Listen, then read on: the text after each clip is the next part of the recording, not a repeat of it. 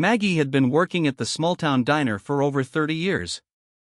At 60 years old, she wasn't as quick as she used to be, but her heart had never wavered. She greeted every customer with warmth, remembered their favorite orders, and always had a kind word to spare. The diner wasn't just a job for her, it was home. It was a cold, rainy evening when he walked in. A man in tattered clothes, his face hidden under an old hoodie, shuffled to a corner booth. The other customers threw him looks of disdain, some even whispering under their breath. Maggie, however, didn't hesitate. She grabbed a menu, walked over with a smile, and poured him a steaming cup of coffee. "Rough night, sweetheart?" she asked gently. The man looked up, his eyes filled with exhaustion.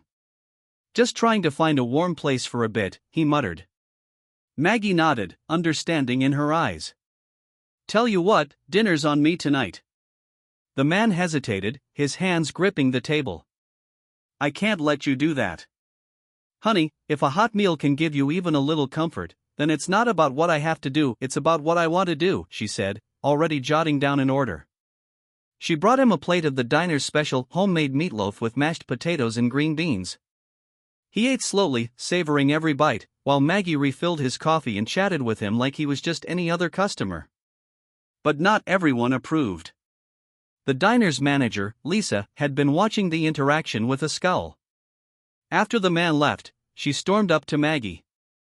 "What the hell do you think you're doing?" she snapped.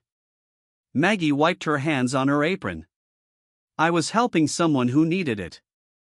Lisa crossed her arms. "We don't give out free meals to those people. Do you know how bad that looks for business?" Maggie's heart ached at the cruelty in her voice.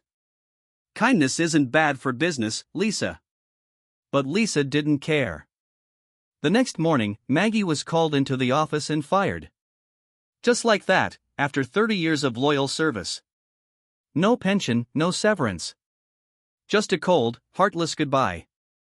Maggie walked home, the weight of the years pressing down on her. She wasn't sure what she would do. She had no savings, everything she earned went into paying rent, groceries, and her late husband's medical bills before he passed. Losing this job meant losing everything. But fate had other plans. The very next day, there was a commotion outside the diner. A sleek black car pulled up, and out stepped a well-dressed man. To everyone's shock, it was the same homeless man Maggie had served. Only now, he was clean-shaven, his clothes tailored, and his presence commanding. Lisa's face drained of color as he walked into the diner. "Mr. Carter," she stammered. Every employee froze. Mr. Carter, Richard Carter, was the owner of the diner chain. No one had ever met him in person, but they knew his name. His sharp gaze landed on Lisa. "I heard one of my longest-serving employees was fired yesterday," he said, his voice calm but heavy with authority. "Tell me why." Lisa swallowed hard. She gave free food to a homeless man. "That's against policy." A slow smile spread across Richard's face. "You mean, she gave food to me?" Gasps echoed through the room. The employees exchanged wide-eyed glances. "I went undercover to see how my business was treating people," Richard continued, his voice rising. "And Maggie was the only one who treated me with kindness. She didn't judge, she didn't hesitate, she just helped. Meanwhile, you threw her out like garbage." Lisa stammered, but Richard held up a hand.